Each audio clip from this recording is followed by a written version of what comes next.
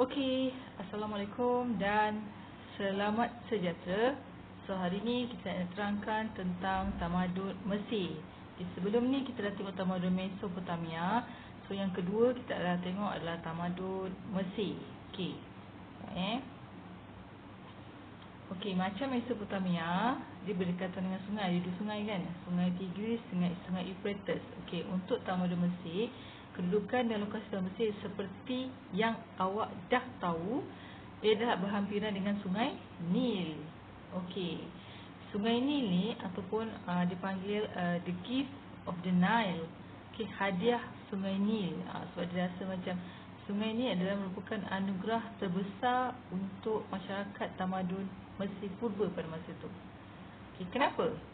Sebab disebabkan sungai Nil yang terlalu panjang dan terlalu luas, maka kedudukan dia adalah melembabkan tanah di sekitar sungai Nil tu, menyebabkan tanah dia menjadi subur. Okey, sesuai yang diminta untuk pertanian. Selain daripada itu, sungai itu membekalkan sumber protein ataupun sumber makanan seperti ikan. Okey, yang ketiga, sungai digunakan untuk sumber pengangkutan dan perhubungan. Ini sama dengan kepentingan sungai, sama je semua. Okey.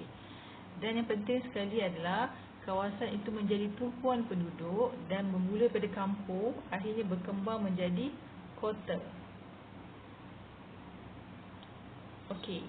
So kita nak tengok sungai ni dulu.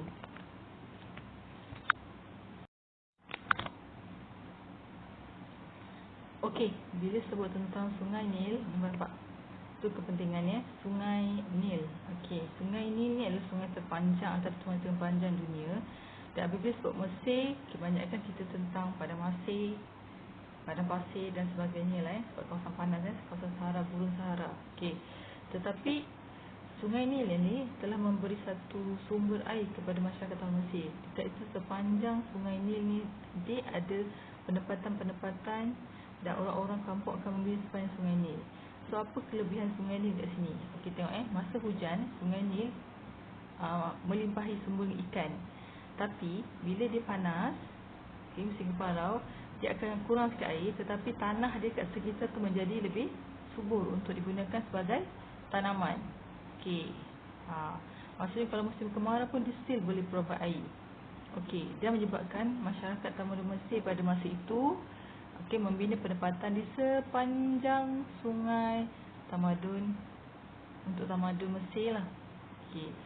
Dan ini yang dipanggil anugerah sungai Nil, macam anugerah daripada Tuhan untuk masyarakat Mesir. Okey, jadi sekarang kita nak bercakap tentang kerajaan. Okey, kerajaan Mesir terbahagi kepada tiga. Okey, tiga perkembangan kerajaan. Okey, awak boleh tengok modul. Okey, modul sambil tu. Okey. Kemudian kerajaan Mesir adalah kerajaan yang pertama adalah kerajaan Purba. Kerajaan kedua adalah kerajaan pertengahan. Dan yang penting sekali adalah kerajaan baru. Okey. Kerajaan Purba, kita tengok satu Kerajaan Purba, okey, bermula daripada 5000 sebelum Masihi, 5000 tahun sebelum Masihi. Okey, bermula dengan perkampungan petani, kan, dibina perkampungan kecil, okey. Kemudian berkembang membentuk sebuah kerajaan. Dan terdapat buah kerajaan yang utama pada masa itu adalah kerajaan utara dan kerajaan selatan. Okey. Dan kedua-keduanya disatukan oleh Raja Menes. Okey, dan membuka bandar Memphis dan menjadi kota kerajaan. Ini kerajaan antara kerajaan awal lah. Okey. Kemudian kerajaan pertengahan. Okey. Kerajaan pertengahan ni bermula di sekitar tahun 1100 hingga 1650 sebelum Masihi, Okey. Okey, ni tengok. Okey, berlaku masa kerajaan pertengahan ni dah berlaku perkembangan dalam bidang kesusasteraan dan ukiran. Buktinya kita boleh nampak kalau boleh tengok ke YouTube dan sebagainya, kita nampak bentuk-bentuk tulisan-tulisan hieroglif dekat sepanjang dinding bangunan-bangunan Mesir, termasuk bidang piramid. Okey. Dan kekuasaan raja pada masa itu telah membawa kepada kemakmuran dan kestabilan dalam bentuk ekonomi. Maksudnya pada masa ini kerajaan Mesir dah maju. Okey. Dan buktinya adalah dia mementingkan aktiviti perdagangan dan wujud tentera. Macam mana tahu? Macam saya cakap, sama macam Tamadun Meso, perlu ada bukti dia adalah ukiran-ukiran dan catatan ditinggalkan oleh masyarakat Mesir menonton. Okey, dan ibu kota yang menonjol pada masa itu adalah ibu kota Thebes. Okey, yang ketiga adalah kerajaan baru. Okey, tengok situ. Kerajaan baru muncul. Okey, sekitar 2100 hingga 1900 sebelum Masihi. Okey, muncul golongan bangsawan. Okey, memerintah Mesir.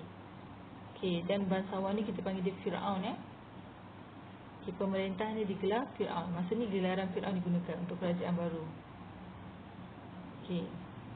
Dan raja terkenal yang memerintah pada masa dia Ramses. Okey, raja ni. Okey, kerajaan baru membina banyak monumen. Okey, yang merupakan monumen tu ataupun patung-patung ataupun bentuk-bentuk berhala kalau boleh tengok bentuk-bentuk patung ni macam ni lah. Saya tunjuk. Okey, jom kita tengok satu monumen.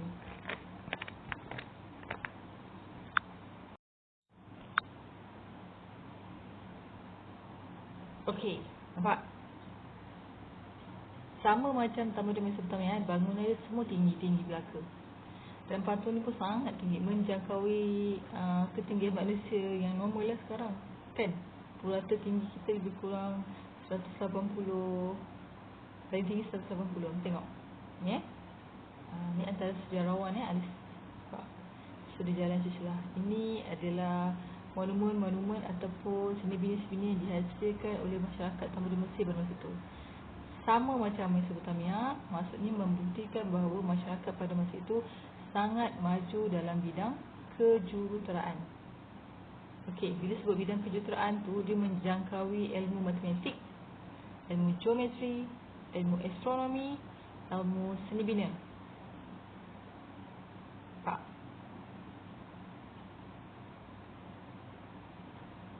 Saya offkan suara dia. Tak dengar saya cakap.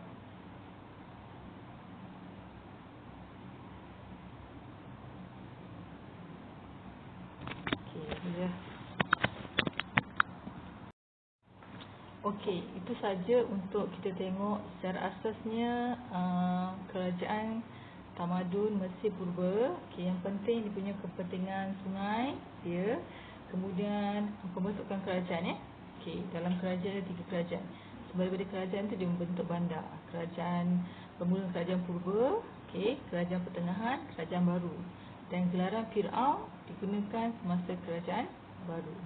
Okey, semua kerajaan itu membentuk negara kota Okey, dan sama juga apa yang di dalam bandar Mesopotamia ada juga semua dalam bandar dekat kerajaan Mesir. Okey, so saya tamatkan untuk tahu topik kerajaan Mesir Purba dan kita akan sambung dengan kerajaan Tamadun Indus. Okey, terima kasih.